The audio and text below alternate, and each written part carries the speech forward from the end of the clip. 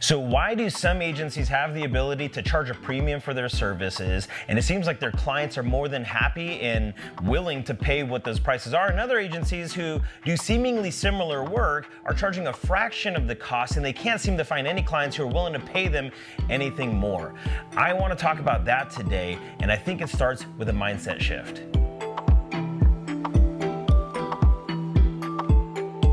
My name is Sean Tambagahan. I'm the CEO of Butler Branding. We are a full-service creative agency in Central California, and we also teach the business of branding. If you go to agency.butlerbranding.com, you can see the 5 things that we learned to level up, grow, and manage our creative agency. As creatives, we really have to rethink what it is we're actually doing for our clients. A lot of times clients come to us and they want the end result. They're asking for deliverables. So most of my clients come to me and they think they need an updated brand identity, or they need a redesigned website, or they need some sort of update to all their communication materials. But it's our job as the creatives to really figure out what their actual needs are. And it's not just the felt or the expressed needs from the clients.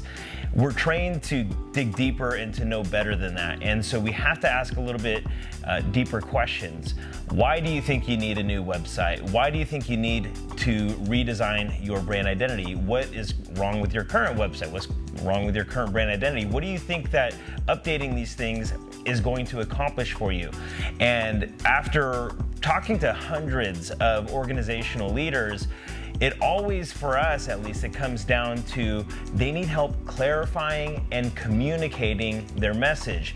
So for the most part, someone's doing a rebrand, for example, their old brand identity is embarrassing. It hasn't kept up to the growth of the organization. It's not an accurate representation of who they are. Maybe their website and their marketing communication materials doesn't accurately portray all that they do, or the size, scale, and breadth of their services.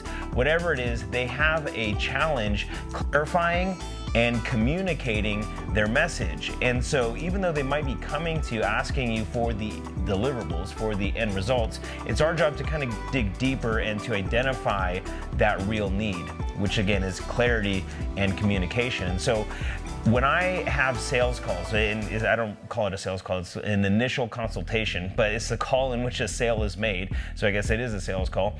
I spend about 15 minutes diagnosing, asking a bunch of questions. And for me, the 5 questions, or the 5 buckets of questions, is I want to learn about the business, the audience, their challenges, their goals, and the timeline and budget.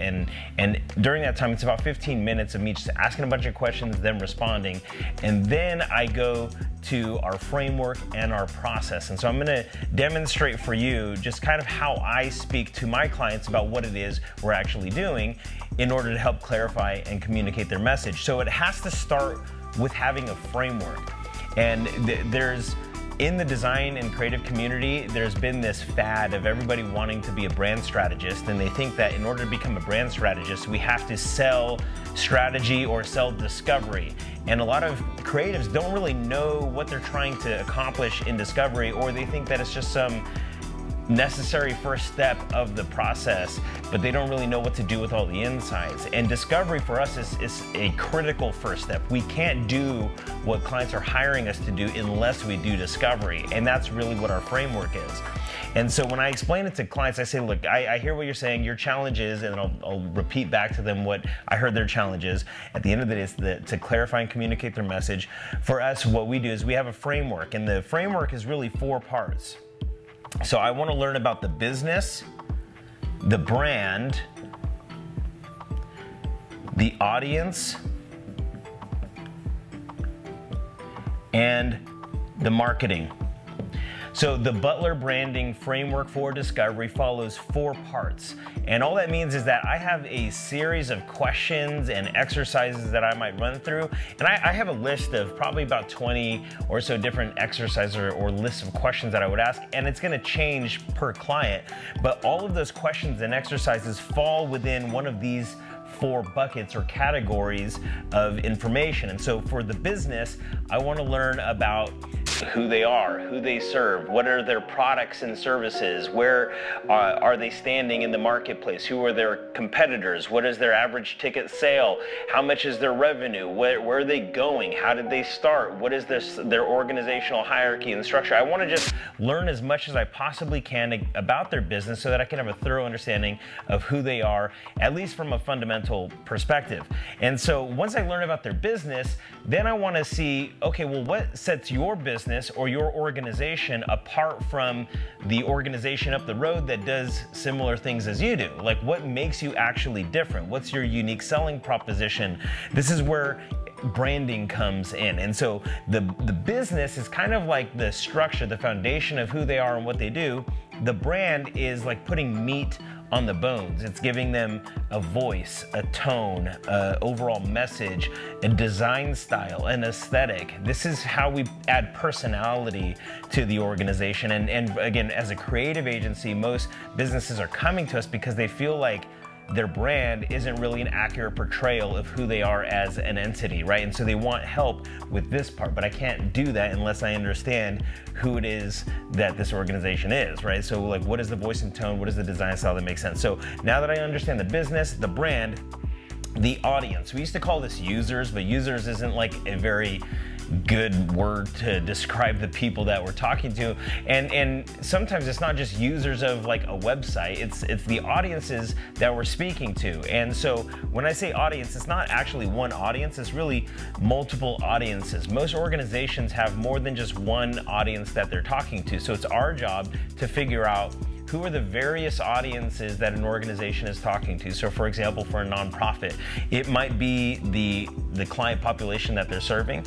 It might be current donors. It might be prospective and potential donors. It could be corporate sponsorships. It could be complementary service providers. All of these different people are audiences that this organization would speak to. So we'd have to identify all of those audiences, then prioritize who it is we're primarily speaking to in our communication materials, and then identify what is the overall message or angle we're speaking to each of these audiences. So that's super important, because at the end of the day, we're actually creating content not for our clients, but at Butler, we're creating content for our clients' audiences. And so we have to understand the business, the brand, the audiences, and the last thing is the marketing. And so we have different exercises and questions that follow, that help us understand their marketing strategy. And because whatever it is we're creating, whether that be updated brand identity or a website redesign, or if we're doing a video, or if we're doing some sort of print publication, all of these deliverables fall within the larger scope of their overall marketing strategy. And so we want to understand, what is the user's journey? What is what we call the conversion funnel, how people go from awareness, never hearing about the organization, to hearing about them for the very first time, all the way to being a loyal advocate, and all of the steps all the way through. And so we really want to understand where the piece that we're hired to create fits within the overall marketing strategy. So our framework, it starts with the framework. This is our framework for discovery. We are asking questions and uncovering insights that fall within each of these 4 categories. Now, what we do with this framework is we have a process to not only uncover the insights, but to use those insights to develop a strategy. And so again, when I'm talking to clients, that first 15 minutes of that initial consultation is me just asking them questions, just a superficial understanding of some of these things. And then I tell them, okay, well, our framework starts with discovery. And so the process actually starts with, and I'll explain what that discovery looks like. Discovery. Again, that's this over here, the 4 categories of questions. After we run a discovery session, the whole purpose is to take those insights and develop a strategy. Now, depending on who you are, if you're a solo brand strategist and you're doing this all on your own, you're uncovering all the insights and you're developing the strategy on your own. For Butler, what we do is, between discovery and strategy development, we have a team, and in our team, we do an internal review.